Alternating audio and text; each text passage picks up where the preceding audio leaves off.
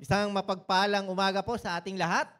And alam ko, lahat tayo may expectant heart na yung gagawin ng Panginoon sa araw na ito. Amen po ba? Amen. Excited na po ba kayo? Praise God. Sige po, kung meron po tayong mga katabing mga bata, ay panalangin na po natin sila para dumako na po sila sa children's ministry. Sige po. Panginoon, salamat Lord God sa mga batang ito na inyong minahal. Malapit sa puso nyo. Alam namin Lord God na ang mga batang ito, Lord God, sa kanilang edad ay naroroon ang pure na heart sa pag-iisip, Panginoon. At dalangin po namin na lumaki ang mga batang ito nang may takot sa inyo. Lord, marami silang matututunan sa gawain nila sa pagtuturo ng mga teachers sa children ministry. And dalangin po namin, Panginoon, na gabayan niyo po sila, patnubayan niyo po sila, ilayo sa anumang mga karamdaman at kapahamakan.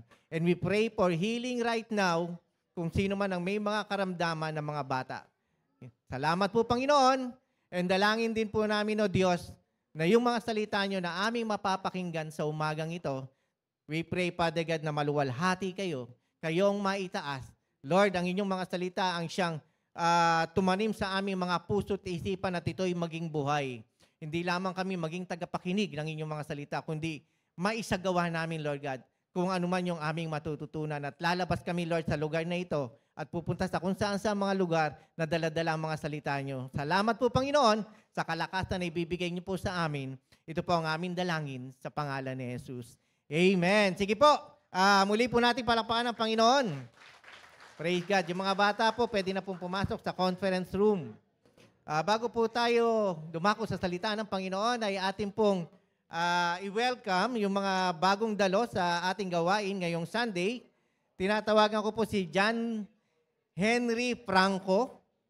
Sige po, John Henry Franco. Sino po siya? Ayan, praise God. Welcome, Brad. Si Merginel Glodobiza. Yan, praise God. Welcome, welcome. And Francis Laguria. Francis Laguria, praise God. Welcome po, sir. And Elaine Adriano. Elaine Adriano, nasan po siya? Wala. Si Elaine Adriano.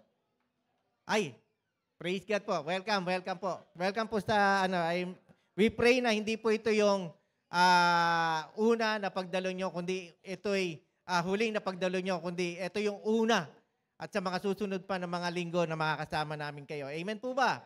Sige nga po, sabihin po natin sa ating mga katabi, handa ka na ba kapatid? Prepare mo ang puso mo. Huwag kang matatakot.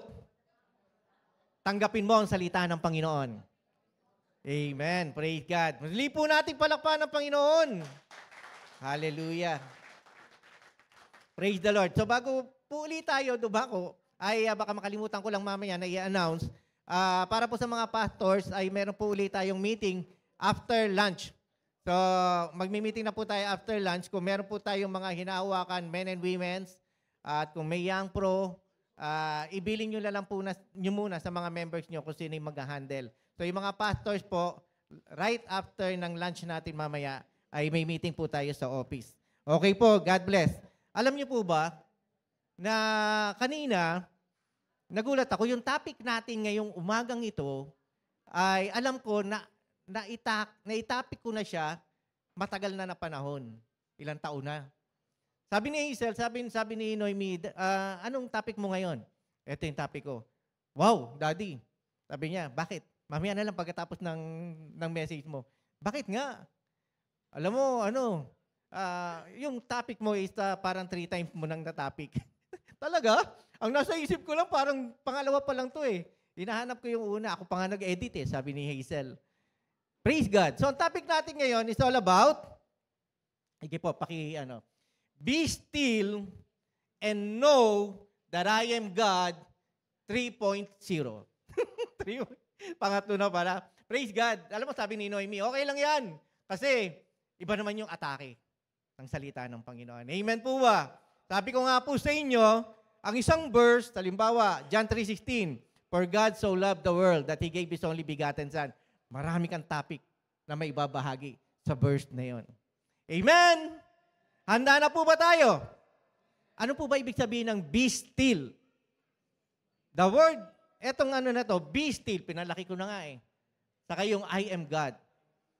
And know, be still and know that I am God. Pag-aaralan po natin yan. Be still, pumanatag ka.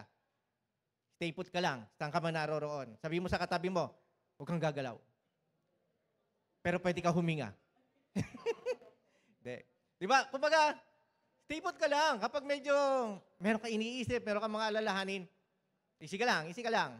Naka-ano na ba kayo ng mga taong sa opisina kapag may mga problema, merong ginagawa, rush? Oh, sige, pakigawa to, sasabihin ng boss mo. Hindi naman nagmamadali yan, pero rush. Hindi naman nagmamadali, no? Pero rush. Edi, ako kasi sa opisina, kahit tambak yung trabaho ko, I'll see to it na tinatapos ko yan one at a time. Kasi pag ginawa mo yung trabaho mo, at makita mo na tambak lahat yan, matataranta ka na.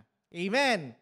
So ngayon, meron akong list kung ano yung pinaka-priority sa mga priorities, inuuna ko.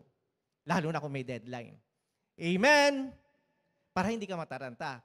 Uunahin mo to. Hindi ko na alam kung ano yung uunahin ko. Hindi ko na alam kung anong tatapusin ko. Tapos meron na namang ilalagay sa table ko. Rush na naman. Wala kang magagawa. Wala kang matatapos. So sa dami ng nangyayari, sa dami ng gagawin mo, zero ang ending. Wala kang na-accomplish. So dapat one at a time. So ang ginagawa ko, kung ano yung pinaka-priority, yun ang gagawin ko. And know that. Pag sinabing and know that, alamin mo. Dapat alam mo yung ginagawa mo. Sino yung pinagkakatiwalaan mo? Nagtiwala ka sa tao eh. Di ba? Tapos biglang pagtalikod, may sinasabi sa'yo hindi maganda. Ang sakit nun ah. Hindi ba? Meron kang kapag-asahan, pero yung pag-asa mo, wala rin palang kabuluhan. Bakit? Kasi yung finish line, hindi mo makita. Wala kang matapos-tapos. So kailangan, alam mo kung ano yung ginagawa mo. Hindi ka tumatakbo sa isang takbuhan na hindi mo alam kung ano yung patutunguhan mo. Amen? Sa isang Olympic, sa isang labanan, track and field, o marathon, alam nila kung ano yung tatapusin nila. So pag hindi nila natapos yan, malungkot sila. So dapat aalamin mo kung ano yung pinaka-goal mo. I am God. Eto, dito tayo magkakatalo eh. I am God. Sino ba ang pinagkakatiwalaan mo? Pinalaki ko na po yan. Bakit? Para maalala natin na meron tayong Diyos na kapag nagsabi, ginagawa niya. Sabi mo sa katabi mo, nangako ka ba? Tinupad mo ba yun? Pero ang Diyos ko, pag nangako, tinutupad. Sabi niyo sa katabi niyo. Yan. Praise God. So kailangan alam natin yung ginagawa natin. Nag-umpisa tayo sa mga tanong, tatapusin natin ng may katugunan. Amen po ba? Handa na po ba tayo? Okay, buksan po natin ang Bible natin sa Psalms chapter 46, verse 10. Isang verse lang po ito. Para madali tayo matatapos, isang verse lang. Sabi po rito, English po muna natin, New King James Version. Bago natin Tagalogin. Sabi rito, be still and know that I am God. Pag pinangakuan ka at sinabihan ka ng ibang tao, excited ka. May bibigay ako sa'yo regalo. Wow, ano kaya yung bibigay niya regalo? Kaso nawala yung taong magbibigay sa'yo. O di ba, pornada ka na, disappointed ka. Sabi niya, pagkatapos ng church, nandyan na siya, ba't nawala? Yung ine-expect mo, walang nangyari. Bakit? Kasi ang expectation mo, doon sa mga taong pwedeng mabali yung pangako. Mga kapatid, hindi ko sinasabing huwag tayong maniwala. Huwag tayong umasa. Ang inaano ko lang, huwag mong ibigay lahat na sinasabi mo na, sinabi mo yan, gawin mo yan. Hindi po. Kasi maraming mga circumstances na pwedeng hindi na ibigay, pwedeng hindi na natupad yung pangako na sinabi niya kasi may mga situation, may mga nangyari. Amen. Ganyan ang tao. Nandito tayo sa mundo. nababago. Kaya nga nakalagay sa Bible na huwag mong sabihin na, bukas kita tayo o itong ganitong ang sabi sa Bible, if the Lord's will, kung ano ang kalooban ng Panginoon, mangyari. May plano tayo. Ito nga, nagpaplano nga kami, di ba? Sa church, kung ano yung mga plano. Pero sinasabi ko nga, plano natin to. Pero along the way, na ginagawa natin itong mga plano na ito, pwedeng may baguhin ng Panginoon. Kasi hindi yan yung kalooban ng Lord pag meron nagkaroon ng mga problema. Amen po ba? Umaasa ka, nagtitiwala ka sa Panginoon, hindi sa tao. Amen. Be still and know that I am God. Kung ang Diyos ang nagsabi sa'yo, doon ka maniwala. Be still and know that I am God. I will be exalted among the nations. I will be exalted in the earth. Mga kapatid, yung ginagawa ng Panginoon para sa kanyang kaluwalhatian, para maitaas siya. Amen? Sa buhay mo. Kapag nangyari, ang plano ng Panginoon sa buhay mo, praise God. At ang naitataas, ang Panginoon. Ang naluluwalhati, ang Panginoon. Basahin po natin sa Tagalog, RTPB. Psalms 46 verse 10. Tagalog po, RTPB. Okay, sinasabi niya, ihinto ang labanan. So, ibig sabihin, yung time na meron kang pinagdaraanan, isi ka lang, anak, masyado kang naguguluhan, masyado kang natatakot, meron kang karamdaman. Sinabihan ka ng doktor, eto yung sakit mo, o operahan ka na. Naniniwala tayo na ang Diyos ang ating kagalingan. Amen. God is our great healer. Ito lagi kong sinasabi. Kung meron tayong may mga sakit sa physical nating katawan, sa loob, kayang tunawin ng Panginoon. Cancer, kaya kang pagalingin ng Diyos. Kung yung mga patay nga nabubuhay ng Panginoon, how much more yung cancer na may buhay ka pa, may pag-asa ka pa. Amen? Pero bakit maraming mga tao na pinagdaraanan yung mga pagsubok na may karamdaman, hindi gumagaling? Mga kapatid, hindi ibig sabihin na hindi ka gumaling sa karamdaman mo, pinabayaan ka ng Panginoon. Amen? Hindi ibig sabihin na nakaranas ka ng pagsubok sa iyong karamdaman na hindi ka gumaling, iniwanan ka ng Diyos. Kapatid, ang sinasabing be still, easy ka lang, ihinto ang laban, huwag kang makipaglaban, huwag kang mataranta, huwag kang matakot, magtiwala ka sa Diyos, anuman ang mangyari. Amen po ba? Nag-uumpisa pa lang po tayo na sinasabi natin yung the word be still. Panghawakan mo ang pangako ng Panginoon no matter what. Hindi ibig sabihin, be still, nakahinto ka, wala kang ginagawa. Alam niyo po ba, marami na po akong kilala na may mga sakit na cancer na talagang hindi gumaling. Pero praise God, bago sila mawala sa mundo, nagpasalamat sila sa Panginoon. Dahil sa kabila ng nararanasan nilang karamdaman, nagpapatuloy silang naglilingkod sa Panginoon. Amen. Hindi yung, Lord, pinabayaan niyo na ako. Lord, sabi niyo, pagagalingin niyo ako, ba't ganito nangyari sa akin? Hindi po. No matter what, anuman ang mangyari, magpapatuloy kang naglilingkod sa Panginoon. Amen. Huwag mong hayaan na ang sarili mo ay maatake ng kaaway na ano ba tawag dito? Yung bigla kang na-shake. Bigla kang naliglig. Yung pananampalataya mo, unti-unti nang nanghihina. Bakit? Kasi meron kang pinagdaraanan ngayon, kapatid. Lahat tayo may pinagdaraanan. Yung iba sa atin, inaatake tao mismo. Di ba? May sinasabi sa yung di maganda.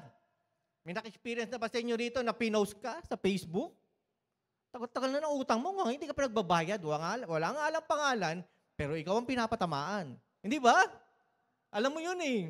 Kasi kilala mo sarili mo eh.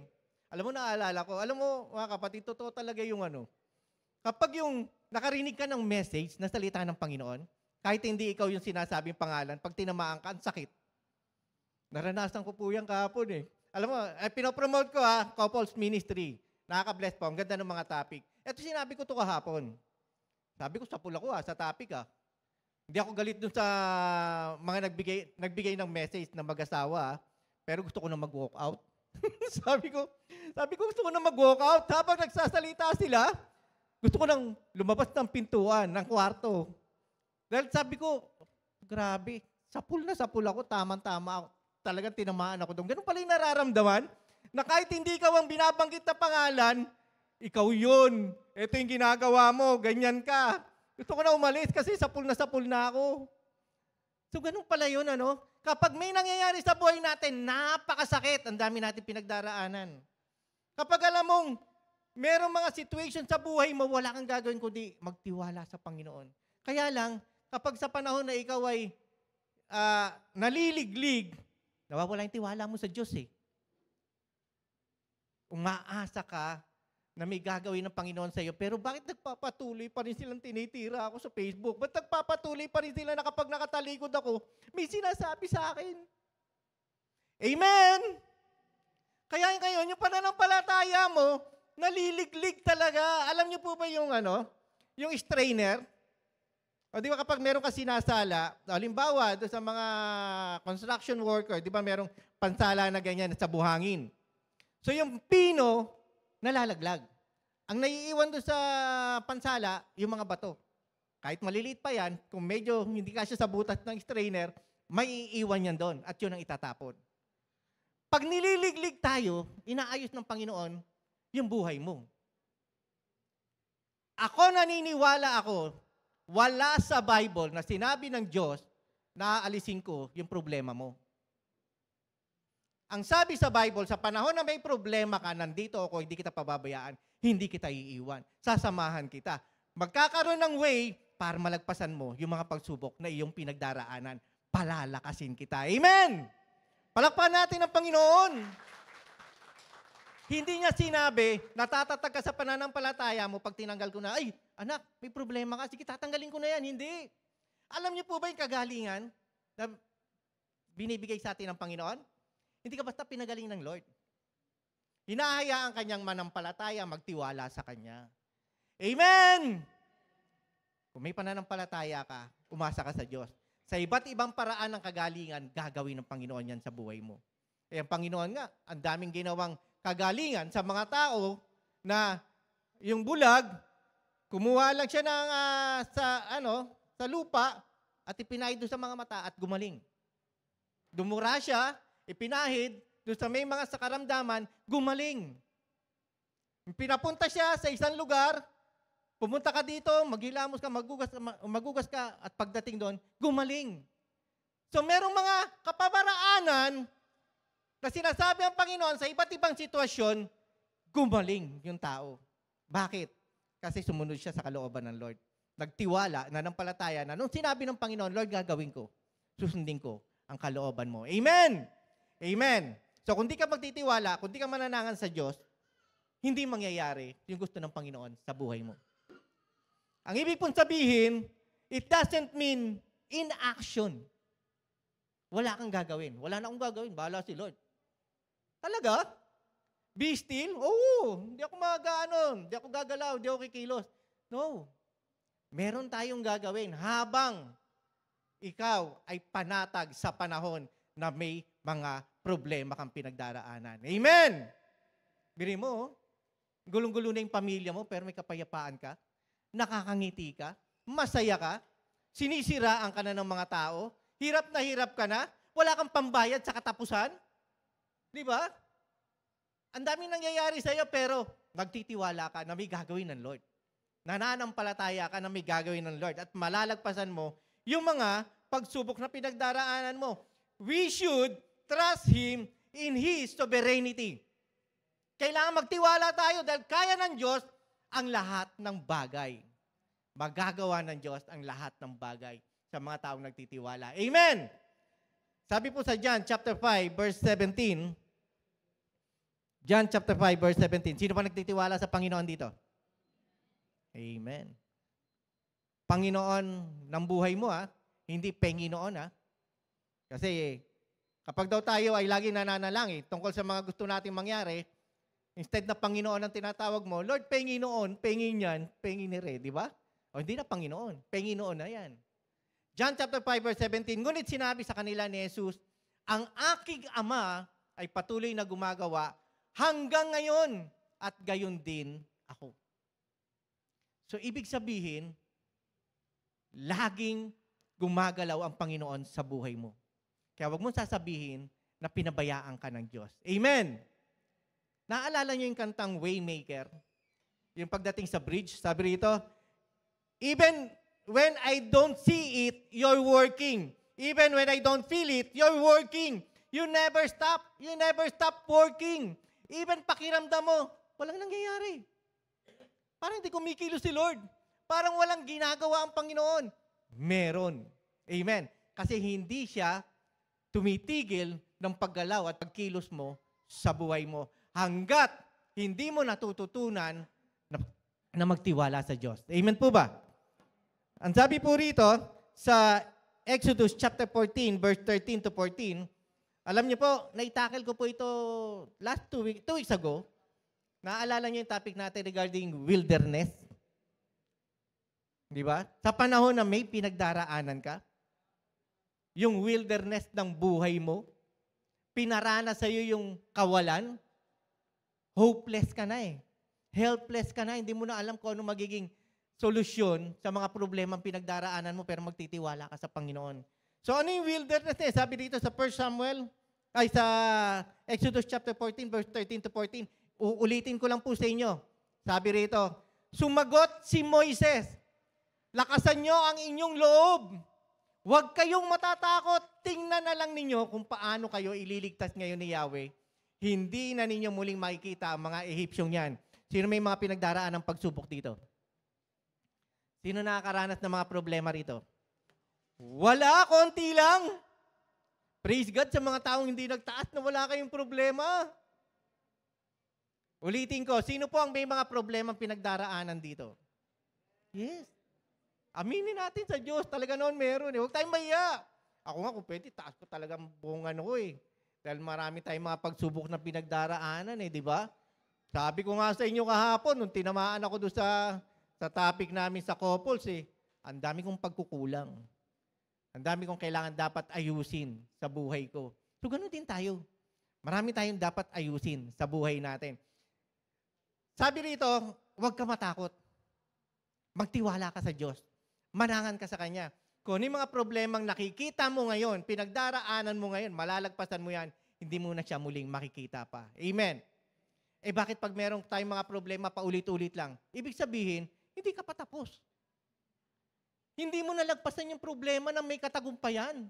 Kaya inuulit yung problema sa'yo kasi doon ka mahina. Yun ang weakness mo Tapos uulit na naman, heto na naman, hindi mo nalagpasan ng maayos. Kailangan, kapag may mga problema tayong pinagdaraanan, parang laro. Easy round, tapos difficult round. Di ba? Sa umpisa, simple lang, madali lang yung mga problema. Sa susunod, medyo mabigat na yan, pahirap ng pahirap. Kung lagi ang problema mo ay nasa easy round ka, kapatid, hindi mo natututunan na malagpasan yung mga problemang iyong pinagdaraanan. So, ang sabi rito, magtiwala ka, huwag kang matakot, manangan ka sa Diyos. Amen. Next verse. Nakakatuwa yung Parang gusto kong pabuksan yung tinapay kung ano palaman Diba? Sabi rito, verse 14, ipagtatanggol kayo ni Yahweh. Sabihin nyo sa katabi nyo. Sabi, ipagtatanggol kayo ni Yahweh. Parang walang buhay. Sabi mo, ipagtatanggol ka ni Yahweh. Pumanatag ka lang. Yan. Dapat may excited tayo. Lord, ipagtatanggol mo ako? Pumanatag lang ako? So, ibig sabihin, Panginoon, may problema ako ngayon So, paglabas ko, kailangan panatag ako? May kapayapaan ako? Yes. Kasi I know my God. Amen? Kilala ko, Diyos ko. Pagtatanggol ako ng Panginoon. May naninira sa akin, ipagtatanggol ako ng Diyos. Hindi man sa ngayon, pero darating ang panahon, may expose yan. Sino yung nagsasabi ng totoo? Sino nagsasabi ng mali? Hindi ko kailangan i-defend sarili ko. Hindi ko kailangan sabihin na, hindi ako may mali siyang may mali bakit akong sinisiraan? Tapos yung mga tao sa kanya nakatuon, yung mga tao sa kanya agree, sa'yo, lahat ng mga tao against sa'yo, lumalabas na ikaw yung may kasalanan, pagtatanggol ka ng Panginoon. Amen! Lalabas ang katotohanan. Mabubunyag ang katotohanan. Minsan magugulat ka lang, nakakalungkot. Ako, ayaw ko talaga na magsasalita, the vengeance is mine, says the Lord. Although nakalagay sa Bible yun. Kaya lang, minsan parang mas sinasabi ko yung sinabi ng Panginoon na totoong mangyayari, na darating yung panahon na gagawa ang Lord na ipaghihiganti kanya. Mangyayari talaga yan. Kasi talagang mangyayari yan. Sa mga taong ayaw sumunod sa kalooban ng Panginoon at paliko-liko ka pa rin at may ginagawa ka, darating yung time na yung nararapat para sa'yo na ibibigay ng Diyos, mangyayari sapagkat hindi ka nagbabago. Pero para po sa akin, ang aking panalangin, love your enemies. And pray. Pray for those who persecute you. Kung merong naninira sa iyo, kung may nagsasabi sa iyo hindi maganda, ipanalangin mo yung kapatid. Huwag mo ipanalangin na, Lord, madapa sana siya. Lord, maaksidente sana siya. Ipanalangin mo na makakilala siya sa Panginoon. Amen! Kahit napakasakit, Lord, ang sakit-sakit ng sinasabi nga sa akin, paano ko siya may papanalangin? Naiisip ko pa nga lang siya. Nagsisikip na dip-dip ko, ipapanalangin ko pa siya. Gawin mo yung tama. Totoo yung sinasabi ng salita ng Panginoon, bahala ang Lord. Amen po ba? Paano kung dumating ka sa heaven, yung kaaway mo nandun? Bakit ka nandito? Kung nagbago siya Di ba? Tapos nung nagbago siya, nakilala niya ang Panginoon. So pagdating sa heaven, nagkita kayo. Ang nakakalungkot, baka ikaw yung nasa ibaba, siya nasa itaas. Kasi punong-puno ka ng sama ng loob at galit din sa mga ginagawa niya. Ba't ka nandyan? Ako nandito sa ibaba. Amen! Kasi hindi ka nagbago, siya nagbago. May galit ka sa puso Kasi nga sa ginagawa niya. So ikaw, nandoon ka sa sitwasyon na hindi ka nagpapaayos sa Panginoon. Kasi punong-puno ng galit ang puso mo, yung sama ng loob, hindi mo inalis sa buhay mo. Amen po ba? Sabi mo sa katabi mo, meron ka pa bang galit sa puso? Patawarin mo na siya. Patawarin mo na ako. Ikaw pala yung no? Yung katabi mo pala yung may kasalanan, no? Patawarin mo na ako. Hindi, patawarin mo na. Kung sino yung nakasakit sa'yo. Amen? Ang sabi po rito, do not be afraid. Alam niyo po ba yung word na do not be afraid? Nabanggit ko na po ito, matagal na panahon na rin, nung nag-message ako, na 365 times binanggit sa Bible ang do not be afraid. Grabe, no? Dami pala, no? Ilang araw sa isang taon meron? 365. So kung ako sa inyo, ako siguro gagawin ko rin ito, araw-araw, babasahin ko yung verse na yon, one at a time, do not be afraid. Iba-ibang verses. Masa-search nyo yan. Search nyo. Verses about do not be afraid. Lalabas yung mga verses na yon. So isa-isahin mo, January 1, January 2, January 3, hanggang sa maging December 31. Iba-ibang verses na sinasabi sa inyo ng Panginoon, huwag kang matakot. Huwag kang mangamba. Magtiwala ka sa akin. Amen! Palakpakan natin ang Panginoon. So, meron bang araw na sinasabi ng Panginoon na magtiwala ka na sa problema mo, huwag ka na sa akin? Hindi. Sinasabi ng Panginoon, magtiwala ka sa akin. Huwag kang manangan sa sarili mong kakayahan. Magtiwala ka sa akin. Amen. Remember, do not be afraid. Ang sabi ng Panginoon. Be still in the presence of God means you are under His care. Sarap pakinggan.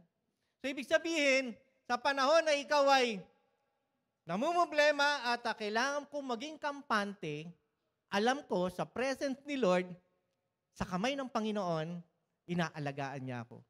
Wow, sarap ano? Nakaranas na ba kayo na kapag umiiyak kayo, niyayakap kayo ng Diyos? Sarap ng pakiramdam. Yung panahon na may pinagdaraanan ka, sasabihin lang sa'yo, anak, huwag ka mangamba. Yung alam mo yun, hinihipo-hipo ka ng Panginoon. Alam niyo po kami mga pastors, meron din kami pinagdaraanan. Hindi niyo lang siguro nasasabi, kami lagi nagtatanong sa inyo, pag-pray kita sa mga problema mo. Subukan niyo ipanalangin yung mga pastors din. A tap on a shoulder, ang laking bagay na. Alam mo yan, sasabihin mo, Pastor, kumusta na po kayo? Pastor, I pray for you. Kung ano man yung mga situation, kaya natin yan, Pastor. Tiwala tayo. Sabihan niyan, grabe naman itong magsalita, oh. Sasabihan ka ng pastor? Hindi.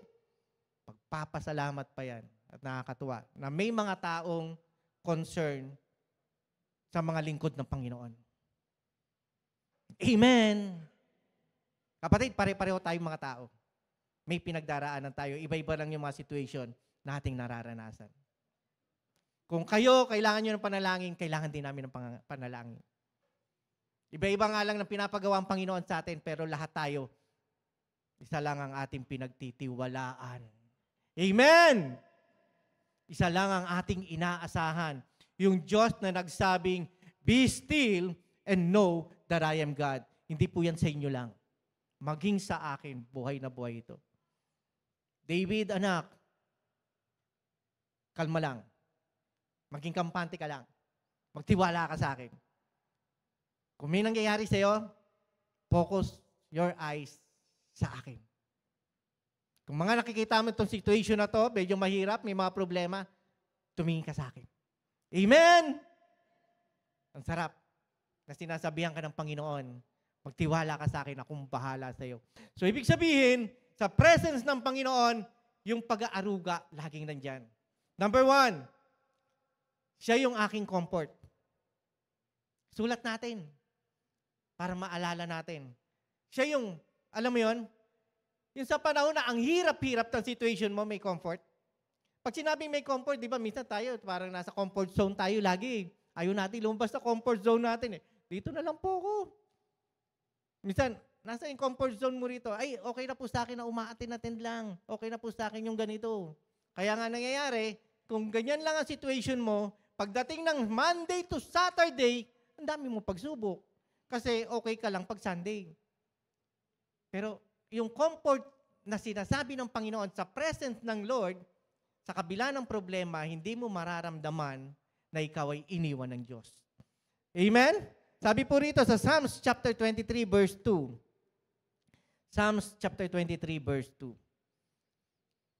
Ang sabi rito, pinapahimlay niya ako sa luntiang pastulan at iniaakay niya sa tahimik na batisan. Sa kabila ng mga problema, ilalagay ka niya sa isang lugar na payapa. Alam mo, sabi nga rito, verse 3, yan nga natin sa verse 3. Pinapalumbalik niya ang aking kalakasan at pinapatnubayan niya ako sa tamang daan upang aking parangalan ang kanyang pangalan. Verse 4, dumaan man ako, ito yung gusto kong sabihin, dumaan man ako sa madilim na libis ng kamatayan, wala akong katatakutan. Pagkat ikay aking kaagapay, ang tungkod mo at pamalo, aking gabay at sanggalang. So sa panahon na meron kang pinagdaraanan, meron kang, alam mo yun, yung komportable ka. Pag sinabing binigyan ka ng damit at sinuot mo na napakasikip, komportable ka ba doon? Eh pag sinabing binigyan ka ng damit at sobrang laki, komportable ka ba? Eh siyempre dapat, kapag magsusuot ka ng damit, yung komportable ka. Yung okay ba sa'yo? Yes, okay sa akin. Hindi yung ano talaga, okay na okay. Ang ganda talaga, komportable ako. So ganoon din tayo sa presensya ng Panginoon. Yung comfort, mararanasan natin. Hindi ka aligaga, hindi ka parang nakaupo sa nyog. Alam mo ba yan? Sa Batangas, parang gano'n ang ano eh. Yung, alam, pag may problema ka, parang ka nakaupo sa nyog. Yung hindi ka hindi ka makaupo ng maayos kasi nga yung nyog is pag ganun-ganon. Eh, pero kapag nakaupo kayo sa magandang upuan, di ba komportable kayo? Mga kapatid, naalala ko yung isang kwento ng isang pastor, pinalalaki nila yung church. Bakit? Para maging komportable yung mga tao. Tapos, magkakaroon ng aircon para hindi mainitan yung mga tao.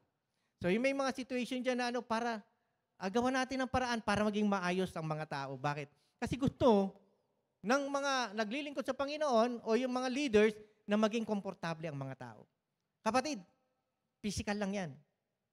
Pero yung sinasabing comfort ng Panginoon, spiritual. Amen? Mararanasan mo yung kapahingahan sa presensya ng Panginoon. Sabi po rito, hindi yung pagiging masyado kang dependent na wala ka nang gagawin. Dependent ka kay God, nagtitiwala ka, pero yung pananampalataya mo nandun sa Panginoon. Amen? Kung ang pananampalataya mo walang gawa, useless po yan. Faith without works is dead. Dapat nananampalataya ka, nagtitiwala ka na may kasamang gawa. Amen po ba? Kaya nga alam niyo po ba, minsan di ba parang yung mga anak natin, masyadong dependent sa magulang. Pag sobrang dependent, ikaw na yung gagawa para sa mga anak mo, so lumaki yung anak mo na walang alam. Nag-asawa sila, walang alam. Meron nga akong kakilala eh. Nag-asawa na, may yaya siya nung bata, hanggang sa paglaki niya, may yaya siya, nag-asawa na, kasama niya yung yaya niya. Di ba nakakalungkot? Wala siyang alam eh. Kasi nga, umasa dun sa yaya. Minsan nakita ko, nagugas ng plato, eh medyo siguro mga 5 o 10 yung platong huhugasan. Isang plato, huhugasan na, sumunod, isang plato, sasabunan, huhugasan uli. Hindi niya alam kasi kung paano pag ano na, anuin mo muna, sabay hugasan lahat, sabay ano na ng tubig. Di ba? Hindi pa isa-isa. Bakit? Kasi hindi nga niya alam kung paano gawin. Kapatid, yung pagiging dependent natin, huwag tayong umasa na hindi tayo natututo.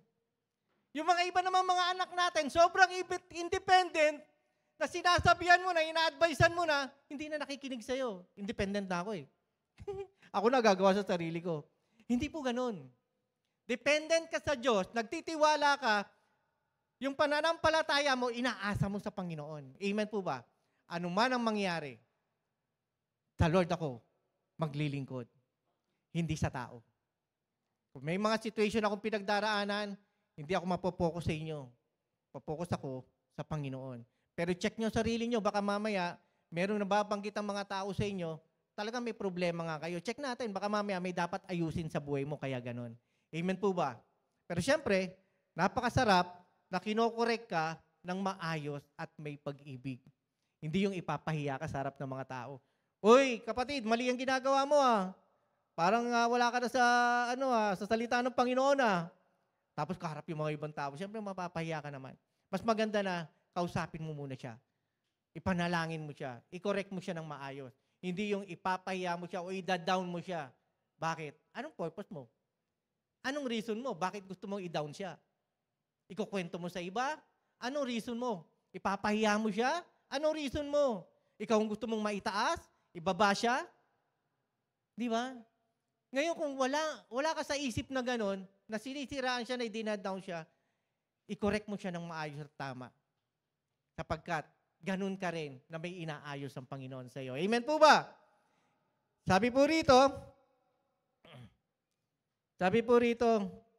number 2, number 1 is yung comfort, number 2 yung hope, pag-asa. Pag-asa. Basahin po natin sa Psalms chapter 62, verse 5. Kapag-asahan. Nasa mo ba binibigay yung pag-asa mo? Meron ka bang inaasahan sa Diyos? Sinong umaasa sa Panginoon dito? Nilagak mo yung pag-asa mo sa Diyos. Kahit hindi mo pa nakikita, nagtitiwala ka na mangyayari yun. At kung hindi man, yan ang kalooban ng Panginoon, mas maganda yung kalooban ng Lord sa akin. Yun ang inaasahan ko. Amen po ba? Sabi rito, tanging sa Diyos lang ako umaasa. Ang aking pag-asa ay tanging sa Kanya. So, ibig sabihin, nagtitiwala tayo sa mga tao, may tiwala tayo sa asawa natin. Eto na naman tayo, di ba? Alam mo, nakakatuwa nga eh. Kaya umatid po tayo ng couples ministry, marami po tayo matututunan. Tapos biglang nag-atinan yung mga youth, na wala pa asawa. Ang couples ministry po yung may mga asawa. Tapos, kung may mga single, pwede rin umattend. Kasi yung mga nagkaroon na ng family, pwedeng umattend. Kasi mas marami po tayo matututunan. Yung alimbawa, umasa ka at may tiwala ka sa tao, sa asawa mo. Tapos biglang nagloko. Ito na di ba? Ang sakit, di ba?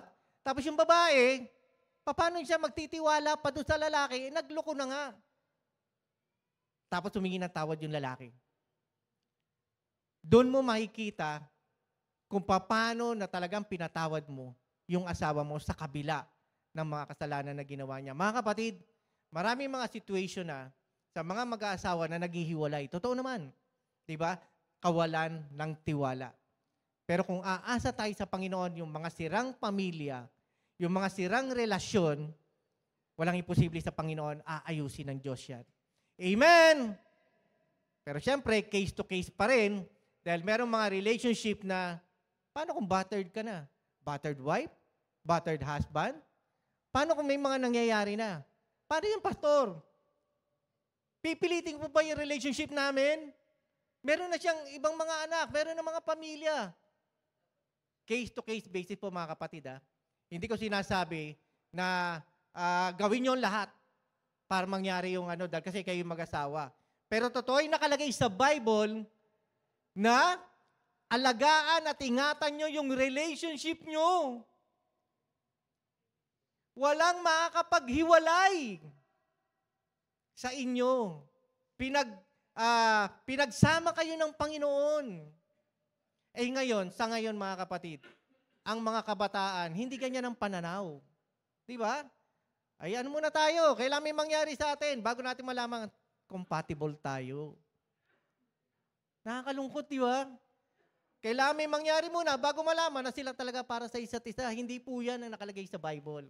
Kailangan purity. Haharap kayo sa dambana na malinis kayo. Ang mga anak ng Diyos ay prince and princess sa kanyang paningin. Ngayon, kung ikaw ay prince at princess sa paningin ng Panginoon, dapat malinis tayo. Amen. Yung may mga relationship sa inyo at hindi pa kayo kasal, iwasan nyo na magkasala kayo. Amen po ba? Grabe ang tukso. Grabe ang temptation. Magtiwala ka sa anak mo, magtiwala ka sa tao, pero sa demonyo, huwag ka magtitiwala. Amen po ba? Kasi gagawan talaga at gagawa ng paraan ang demonyo para ka magkasala. Ayun nga lang yung pelikula ngayon na, ewan ko kung napanood nyo na yung mga post sa Facebook, sa YouTube, na yung Dear Satan, na ipapalabas na. Pinapakita doon na si Satanas ay may soft spot sa puso niya na pwede siyang magbago at pwede siyang maging mabait. Kasi nga dahil doon sa nangyari doon sa bata na ang bait-bait tong bata na ano yung emotion niya at nagbabago si Satanas. Kaya yung Dear Santa, naging Dear Satan, kaya yung tiwala, pag napanood mo yon, pwede kang maantig, kapatid. Kaya no. Very tricky ang kaaway. Akala mo lang okay, sa bandang huli, mali pala. Nadala ka na. Wala to sa Proverbs 14:12 nga, please. Proverbs 14:12. Kailangan maging aware po tayo. May daang matuwid sa tingin ng tao, ngunit kamatayan ang dulo nito. Amen! Kaya kailangan magbasa tayo ng salita ng Panginoon, manalangin para hindi tayo maligaw ng kaaway. Kasi si Satanas, angel of light yan. Magbabalat kayo yan na akala mo anghel ng mabuting anghel, yung pala, ililigaw ka niya at ipapahamak kung hindi ka nagbabasa ng Bible. Yung mga nakikita po natin ng mga posts sa YouTube o sa Facebook na ay, naku, kayo maniwala dito sa pastor na ito. Tingnan mo yung mga sinasabi niya, sa kanyang preaching, mali. Alam niyo po, kung walang nakikinig kung walang namansin doon sa preaching ng tao o sa sinasabi, hindi mo malalaman na may mali. Kaya kailangan maging aware tayo sa pinapakinggan natin, sa pinapanood natin, sa binabasa natin, baka mamaya malihis ka ng landas. Amen po ba? Tandaan po natin, yung tiwala Sa Panginoon, yes. Pero, nasa iyo yung gawa. Kailangan kumilos ka, gumalaw ka ng may pananampalataya. Be still, pero anuman ang mangyari, Lord, hindi mawawala yung pananampalataya ko sa inyo. Amen! E paano kung hindi ka gumaling? Paano kung yung problema mo, eto pa rin, palaki ng palaki? Hindi ako matitinag. Magtitiwala ako sa Diyos. Amen po ba? Naalala niyo po ba yung sa Olympics, yung mga medals, na panalunan ni Carlos Yulo? Siguro iba na nakita na ito, may na-post din to. Pero nung nabasa ko siya, totoo eh. Yung gold, silver, saka bronze, pakipakita nga po. Ayan. Yan. Hindi ko po inagaw kay Carlos Yulo isang gold niya, no? Pero eto, gold, silver, saka bronze. Alam niyo po ba na may katangian yan, tatlong yan, parang mga tao? Siyempre yung gold, yun yung nanalo, yung tagumpay. Yung silver, nalungkot siya. Kasi hindi niya naabot yung first place. Amen? Ang lungkot niya. Dapat ako yung nanalo eh. Pero hindi ako yung nanalo, pang second lang ako. Yung bronze, tuwang-tuwa. Yung pangatlo. Yes! Top 3 ako. Amen! Nakuha niyo ibig ko sabihin? Samantalang yung bronze, mas mataas yung silver kaysa sa bronze. Pero yung silver, malungkot. Yung bronze, masaya. Kasi nakapasok siya sa 3. Kapatid, ganun din tayo eh. Wala tayong contentment sa buhay. Yes, gusto natin maabot yung gusto natin maabot. Gusto natin maging number 1. Sabi nga sa Bible, di ba? Hindi tayo tail. Head tayo. Dapat lagi tayo nangunguna. Pero meron tayong mga bagay na hindi para sa atin, huwag mong ipagpilitan. Mapupurnada ka lang, madidisappoint ka lang. Yung bronze, yung pangatlo, masaya siya eh. Kasi pasok siya eh. Pasok siya sa nakakuha ng premyo. Nanalo siya. Pero yung silver, umuwi sa country nila, malungkot. Hindi ko nakuha yung first place. Remember, si Carlos Yulo, talagang pinagdiwang natin, pero may nanalo ng bronze. Parang hindi na banggit halos. Binanggit pero parang wala lang. Eh syempre nga naman, yung number 1 talaga yung inano natin. Pero alam mo yun, hindi ka man nakikita o hindi ka man naiyaano ng mga tao na, "Wow, praise God! Nanalo ka rin, 3rd place ka." Okay lang yan, kapatid. Tao lang yan. Hindi ka man napuri, wala man sinabi sa'yo, pero yung ginagawa mo para sa Panginoon, pagpasalamat mo yan. And time will come, lahat ng ginagawa mo, kalugod-lugod sa Panginoon. Kahit hindi ka nababanggit o hindi ka napapansin ng mga tao. Amen. Palakpakan nga po natin ang Diyos. Punta ulit tayo sa Olympics. Alam niyo po ba na sa swimming, lahat sila magagaling mag-swim. Tatay Ruben, magaling ka mag-swimming? Sasali ka sa Olympics? Di ba? Pag hindi ka magaling, paano ka sasali sa ano? Siyempre, dapat marunong ka lumangoy, di ba? Pero alam niyo po ba na sa swimming, na labanan, ay merong lifeguard? Alam niyo po ba yung lifeguard? Yung tagasagip ng mga nalulunod, sa tingin mo ba kailangan pa ng lifeguard? Eh magagaling na sila mag-swimming. Mga kapatid, anytime pwede magkaroon ng accident, yung lifeguard nandyan. Kahit wala siyang ginagawa, anytime nandyan siya at ready. Para iligtas kung sino man o may mangyari man sa mga swimmers. Pastors, leaders, kailangan din po namin kayo. Pastor needs a pastor. Leader needs a leader. So, bawat isa, nag-e-encourage, nagtutulungan. Na anytime na may mangyari, nandiyan ka para umalalay. Nagtutulungan, nag-aalalayan, encouraging one another. Amen? Grabe po, no? Kaya sa susunod, sasali na ako sa Olympic eh. Number 3. Alam mo siya? God is my salvation. Siya yung aking kaligtasan. Ano man ang mangyari, ligtas ako sa presensya ng Panginoon. Sabi po rito sa Psalm 62 verse 7. Psalm 62 verse 7. Sino po ang excited dito na kapag nalalaman natin ng Diyos, laging nandyan sa atin? Sige nga po, palakpakan natin ang Panginoon. Psalm 62 verse 7. Ang kaligtasan ko at aking karangalan ay buhat sa Diyos. Nasa Kanya lamang, siya'y malakas kong tagapagsanggalang, matibay na buog na aking kanlungan. So sa panahon na may mga problema ka, ilagak mo yan sa Panginoon.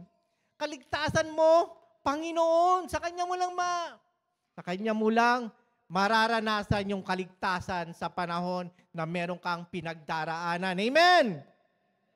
Number 4, God is my strength. The Lord is my strength. So pag nangihina na ako, Lord, pag pagod na ako, Panginoon, parang drain na ako. The Lord is my strength. Alam niyo po ba na kapag itong kamay na to, kayang bumuhat ng baso, pichel, o yung mga ganyan, kahit medyo mabibigat, kaya. Amen. Pero kapag ako'y pilay, ultimo lapis, mahihirapan ako. Amen. Kapag hindi ko magalaw ang kamay ko, dahan-dahan kong kukunin niya at mahihirapan ako para makuha ko lang yung lapis.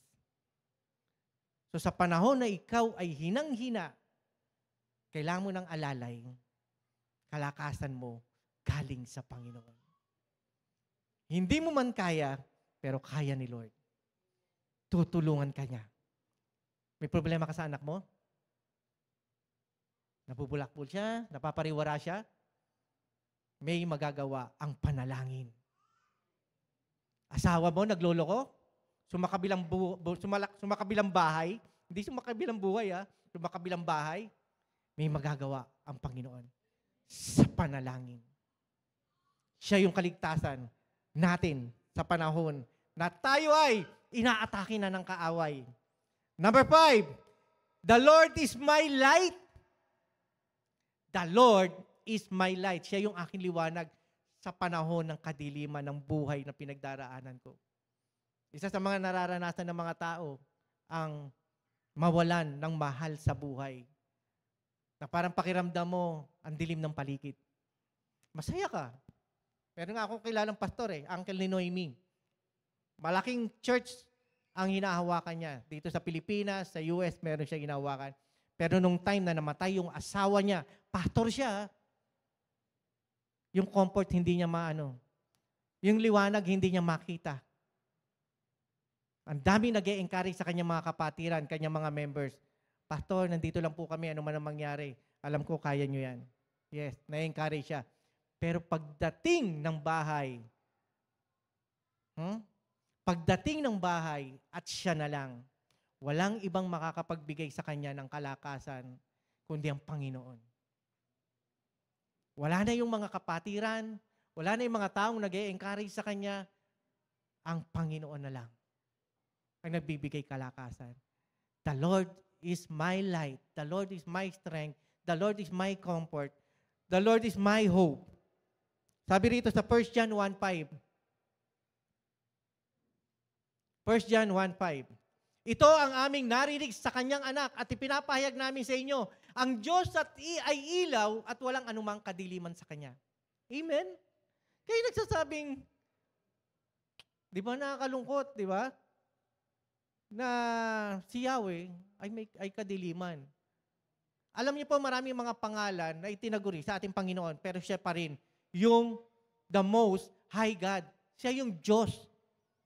Pero may mga pangalan na Yahweh, may pangalan na El Elyon, Jehovah, may pangalan na El Shaddai, pero yan, inaano yung pangalan na yan sa ating Panginoon.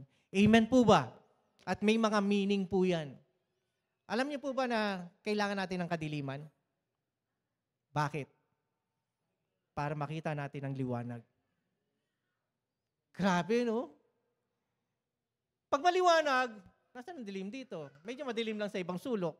Pero ibig sabihin, pag meron kami ilaw na maliwanag, nasaan ang kadiliman? Pero sa panahon ng kadiliman na ating pinagdaraanan, makikita mo yung liwanag. At yun, si Jesus na ating Panginoon. Palakpakan natin ang Panginoon! Woo! Grabe. Kakailanganin mo ng kadiliman para maranasan mo yung presensya ng Panginoon sa buhay mo. Katulad nga po ng sinabi ko sa inyo, meron po ako ipapakita.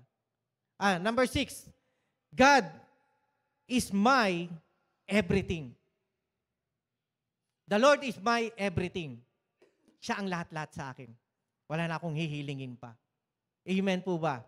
Katulad ng binanggit ko sa inyo, may mga pangalan ang Panginoon na may mga meaning. Sa Jehovah, hindi Jehovah's Witnesses yung pangalan Jehovah ay merong 7 names na nakalagay sa Bible na meaning. Pwede pong pakita natin. Number 1, Jehovah Rohi, the Lord is my shepherd. Hindi ko na po isa-isahin yung mga verses. Sulat nyo na lang. Basahin nyo sa Bible. Psalms 23, Jehovah Rohi, the Lord is my shepherd. Siya yung aking pastol. Sa mga paborito kong chapter sa Bible to. Psalms 23. Siya ang aking pastol. Hindi ako pagkukulangi ng Diyos. Amen? Aalalayan niya ako, you're my Jehovah Rohi. Ako ang tupa, siya ang aking Jehovah Rohi. Number 2, you're my Jehovah Jireh. Iba, sinasabi, Jehovah Jireh, Jehovah Jireh. The Lord is my provider. Sa panahon na walang-wala ka, the Lord is my provider. Genesis chapter 22, verse 14.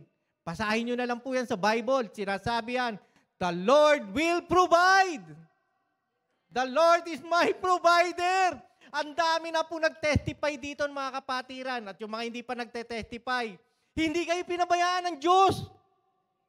Minsan may okasyon kayo, walang budget, pero kailangan yung gawin yung okasyon, i-celebrate. Tapos, one day before, prinobide ng Lord yung pambayad. Ang dami na namin experience na ganyan.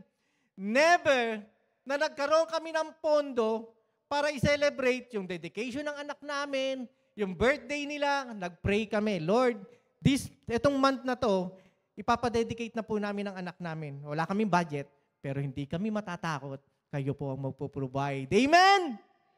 The Lord is my provider. Jehovah Jireh. Number 3, Jehovah Rapha. Sino may mga karamdaman dito? I-declare niyo yan, Lord, you're my Jehovah Rapha. The Lord is my healer. God, pag nananalangin ka, oh Lord, I pray, Jehovah Rapha, you're my healer. You're my doctor. May mga doktor ako pinupuntahan dito. May sinasabi sa akin, but you're the great doctor. The great healer. Amen? Pag binasa niyo yan, Exodus chapter 15:26, Jehovah Rapha. You're my great healer. Lord, may nararamdaman ako. Nakwento ko na sa inyo to na nagpunta sila Pastor Romy sa amin, si Pastor Negs. Grabe yung pakiramdam ko, hindi ako makaihi. Talagang hirap. Dahil sumasakit na yung balakang ko, talagang hirap na ako, pinagpapawisan na ako. Halos whole day. Nagpunta pa kami ng Bible study sa parents ko. Hindi alam nila Pastor Romy yun that time. Pinapawisan na ako habang nagba-Bible study kami. Pero ako, tapos nag-share din ako doon sa bahay ng parents ko. Hindi talaga, wala halos lumalabas na urine. God, you're my healer. Anong man ang nangyayari sa akin, Panginoon? Kung merong man nakaharang, mawawala ito. Pag-uwi ko ng bahay, pag-uwi namin ng bahay, punta uli ako ng CR. Boom! Ganyang kalaking bato ang lumabas. Grabe. Pinicturean ko pa nga nun kaya lang yung cellphone ko, napaltan ko na, nawala na yung picture na yun, bato Sabi ko, buong buo. Siguro yan yung salt o yung alat na tumigas. Yan yung mga nagiging gallstone o kidney stone. Sabi ko, God, alam mo, talaga naginawaan ako. Water therapy ako para malinis siya. Siyempre, may mga blood na rin Praise God. Talagang walang imposible sa Diyos. Lord, you are my healer. Amen. Palakpakan natin ang Panginoon. Next, number 4. Jehovah Shalom, the Lord is my peace. Sa kabila ng kaguluhan, ang Panginoon mo ang iyong kapayapaan. Lord, you're Jehovah Shalom. Naguguluhan ako, Panginoon. Masaya ako sa church. Pag-uwi ng bahay, malungkot ako. Ang ingay, ang gulo, nag-aaway ang mga magulang ko. Ang mga anak ko may problema. May kapayapaan. Dumaraan ka sa dami ng problema, pero payapa ka. Oh. Alam mo yan, dami mong utang, pero ang saya-saya mo. Oh. Sasabihin sa'yo ng kapatiran, di ako naniniwalang marami kang utang. Parang ang yaman-yaman mo nga eh. Naranasan po namin yan. Sabi sa amin ng mga kasama namin sa Bible study, hindi po ako naniniwala. Pautang naman. Sa totoo lang, tatapatin ko kayo. Wala rin kaming budget. Pero never na nawalan kami because si Lord ang aming provider at meron kaming kapayapaan. Amen? Jehovah Shalom. Number 5, Jehovah Nisi. The Lord is my banner. Hindi siya yung Jehovah'ng naninisi, ha? Jehovah Nisi, meaning, the Lord is my banner. Exodus 17:15. Sa battle mo, may katagumpayan. Amen. Iniaangat yung banner. Tagumpay ka sa lahat ng laban. Hindi yung, Lord, I surrender. Kulay white yung aking banner. Yung aking flag. Hindi ganon. Lord, ayoko na. Hindi. The Lord is my banner. Sa kabila ng battle na pinagdaraanan ko, Jehovah Nisi. Never akong pinabayaan ng Panginoon. Laging may katagumpayan. Magtiwala tayo sa Kanya. Number 6, Jehovah Tsidkenu. The Lord is my righteousness. Jeremiah 23:6. Alam mo, mga kapatid, sa tuwing mananalangin ka, i-declare mo yan. Lord, you are my righteousness. Lord, sa inyo, malinis po ako. Ano man yung aking nararanasan, Lord, alam ko, inaayos nyo ko, hinuhubog nyo ko. Last, Jehovah Shammah. The Lord is there for me. Talagang Shammah. Sinashamahan ka. Jehovah Shammah, the Lord is there for me. Ezekiel 48:35. Never kang iniwan ng Lord. Ang prayer ko nga sa pagkainan namin, Lord, ang aming hapagkainan, kailanman hindi mawawala ng pagkain. Mananagana kami, mabubusog kami. Amen? Lord, tuyo na naman. Kinabukasan, tuyo na naman kasi yung kalahati ng tuyo nakain. Ngayon, yung tirang kalahati, kakainin ko na naman. Di ba yung iba sinasabit na lang para amuyin? Para hindi maubos? No, prayer ko, hindi kami mauubusan. Sasamahan kami ni Lord. Saan ako magpunta? Wala kang dapat katakutan. Walang aksidente.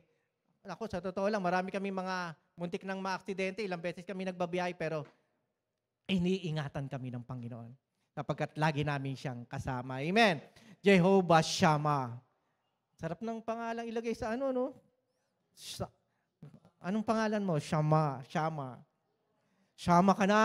Jehovah Shammah ng ating kasama. Amen. Praise God. Sino bang pinagpala ng Panginoon dito? Sino yung nagtitiwala na hindi ka pababayaan ng Lord? Sino yung alam mong ang inaasahan mo mangyayari sapagkat ang Diyos mo ang inaasahan mo? May papakita po ako picture. Sige po, pakita po natin. Nakikita niyo po ito? Ano po ito? Pako. Isang pako na diretso at yung tatlong pako na baluktot na. Kapag ikaw ay magpapako, ang pipili mo papakuin, siyempre ito, yung tuwid. Papakuin mo pa ba itong baluktot? Hindi na kasi wala nang kabuluhan yan eh. Bali wala na yan. Pero yung diretso na yon, yun ang magpapatibay sa papakuin mo para hindi siya matinag o hindi maluwag ang pagkakaano.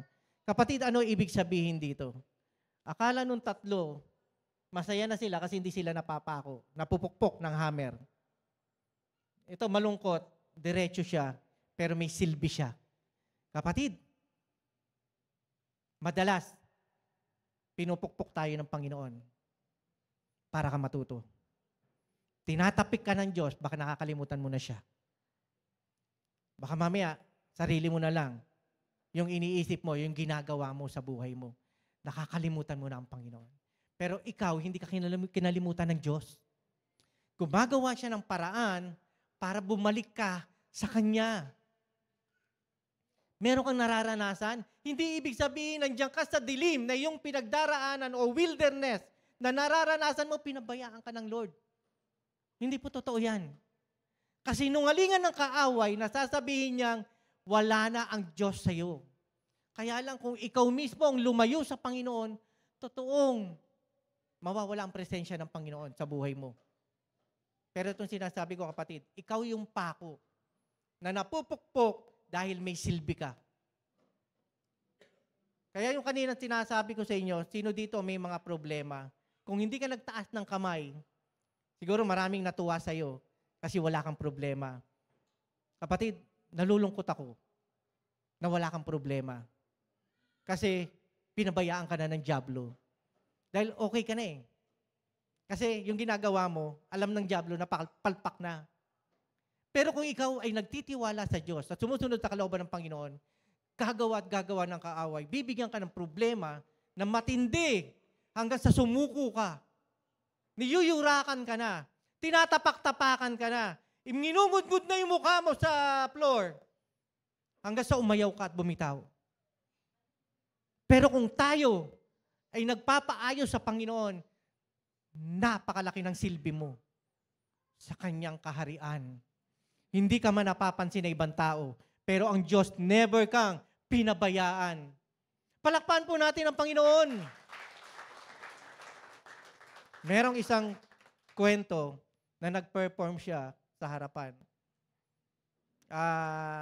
Binigay niya yung best niya sa pagtugtog ng violin. Bagamat hindi ganun kaganda, pero yung bata, binigay niya yung best niya sa pagtugtog. After ng kanyang presentation, iilan lang po ang pumalakpak. Siyempre, siguro medyo hindi nagandahan ng iba. Nalungkot yung bata. Pero nung makita niya sa dulo na ang tatay niya ay nandoon at tumayo at pumalakpak ng napakalakas, napawing lahat yung lungkot niya. Dahil yung tatay niya na yun, pinagkatiwalaan siya na next time, kaya pa niyang ibigay yung best doon sa kanyang ginawa. Kapatid, hindi ka man napapansin ng mga tao, pero never si God. Alam niya ang laman ng puso mo. Alam niya ang nangyayari sa iyo. Anumang situation na yung pinagdaraanan, alam ng Panginoon. Mas masarap na palakpakan ka ng Diyos kaysa sa mga taong nasa paligid mo. Amen po ba? Sige po, pwede po tayong magsita yung lahat.